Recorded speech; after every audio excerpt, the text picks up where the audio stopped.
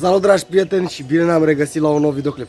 Dacă tot avem iarbă proaspătă, astăzi o să vorbim despre mulcirea cu iarbă verde în grădinile noastre.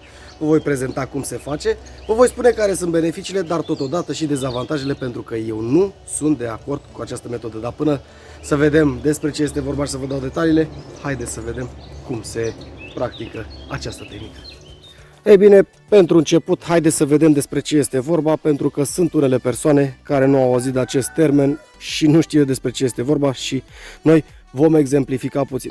Mulcirea, de fapt și de drept acoperirea, dacă aș putea spune eu, reprezintă acoperirea cu un strat superficial a suprafaței de sol în jurul plantelor din grădina noastră. Fie că folosiți iarbă verde, fie că folosiți paie de grâu, chipsuri de lemn sau rumeguș, înseamnă pur și simplu acoperirea unei zone din jurul legumelor dumneavoastră. Haideți să vedem cum se face și după aceea vom vorbi care sunt avantajele și dezavantajele, pentru că eu nu sunt de acord cu această tehnică, exact cum v-am spus, dar haideți să o prezentăm. Pur și simplu veți lua iarba proaspăt cosită, o lăsați în jur de o jumătate de oră, 2 ore la soare, așa cum l-am lăsat-o și eu, și după aceea o puneți în jurul legumelor dumneavoastră.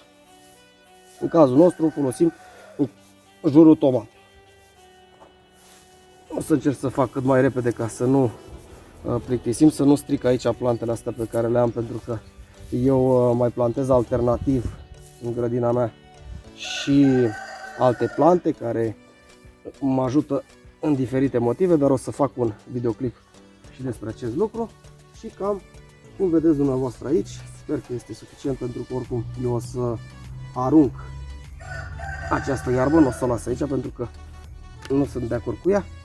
Cam acesta este procesul. În jurul plantelor, cu niște mici spații libere în jurul tulpinii. Și acum haideți să detaliem și să vedem despre ce este vorba.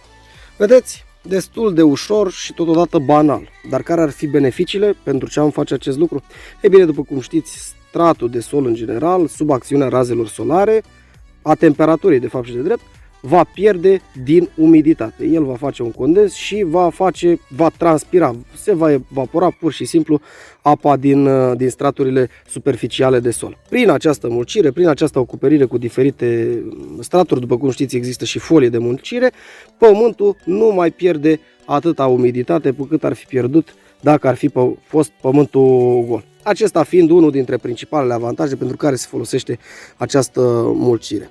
Al doilea avantaj pe care l-am putea lua în discuție ar fi că, odată cultura terminată, această materie vegetală, cum este iarba în acest caz, va fi înglobată în pământ, iar sub acțiunea microorganismelor va reuși să aducă un aport de substanțe nutritive pământului. Acestea fiind cele două avantaje pentru care, din punctul meu de vedere, ar trebui făcută mulcirea. Dar, așa cum v-am spus, eu nu sunt de acord și tocmai de aceea o să strâng toată această iarbă, pentru că eu nu sunt de acord cu această tehnică și haideți să vorbim despre dezavantajele acestei tehnici. Dragilor, și să începem cu primul, pentru că, așa cum v-am spus, eu nu sunt de acord cu mulcirea, mai ales în grădina de legume, mai ales cu cea a ierbii, așa cum am văzut în multe alte materiale și am citit în câteva cărți. Și primul factor și cel mai important din punctul meu de vedere ar fi că iarba, materialele verzi în general, fermentează.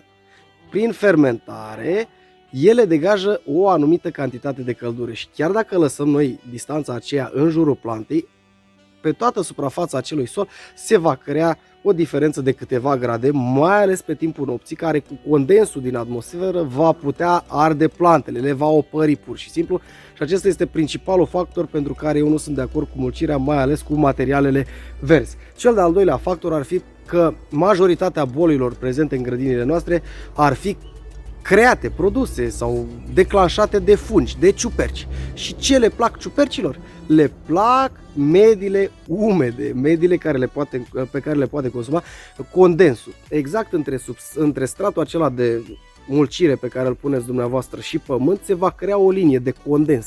unde acolo se întâmplă fermentarea, degajarea de căldură și așa mai departe, și din cauza umidității care este stopată de acel strat se va face o linie de condens și tocmai acela este mediul favorabil pentru dezvoltarea ciupercilor și automat a prezenței bolilor în grădina dumneavoastră. Nu de puține ori am observat și este o realitate că mana care este provocată de o ciupercă este mult mai prezentă în solarii decât în câmpul deschis, tocmai din această cauză, pentru că în solarii se creează un condens foarte puternic. Cel de-al treilea factor pentru care nu sunt de acord cu niciun fel de mulcire ar fi că toate gângările, dacă le putem spune așa, vor căuta adăpost. Unde vor găsi adăpost? Vor găsi adăpost exact sub acel strat pe care l-ați făcut dumneavoastră prin mulcire. Și aceștia sunt trei factori foarte importanți pentru care eu nu aș opta pentru mulcire. Într-adevăr, în cazul căpșunului, mulcirea cu paie uscate sau cu folie de mulcire și așa mai departe, și în cazul altor culturi intensive unde facem tratamente enorm de multe și intensive, acolo este altă treabă, dar în câmpul liber, în grădină, eu nu sunt de acord cu această practică sub nicio formă. Mai bine înglobați toamna acele resturi vegetale sau pur și simplu le puneți într-o groapă de gunoi, așa cum am spus eu, cum am eu aici în grădină, le puneți acolo, ele vor fermenta, se vor descompune natural, fără acțiunea noastră, 300.000 de întorsături de apă, de substraturi, de pământ și așa mai departe, cum vedem prin diferite materiale, că trebuie să le citească cineva și pe aceea. Și chiar o să vă fac un videoclip în care o să vă prezint un fertilizant care îl folosesc eu și care este de 1000 de ori mai bun decât compostul ăla care crede toată lumea că îl poate face în maxim 2 luni, 3 luni de zile. Ați văzut, materiale facem repede compost în 3 luni de zile. Nu se poate așa ceva. În sfârșit, cam acestea ar fi avantajele și dezavantajele mulcirii. Sper că v-a plăcut acest material. A fost unul scurt, vor fi o serie de materiale scurte în care vă voi dezbate diferite teme, în care vom desfința sau vom aproba diferite mituri, pentru că timpul este foarte scurt și noi trebuie să le facem până vom începe sezonul fructificării în grădina colegului meu. Până la următorul videoclip, eu vă doresc tot binele din lume.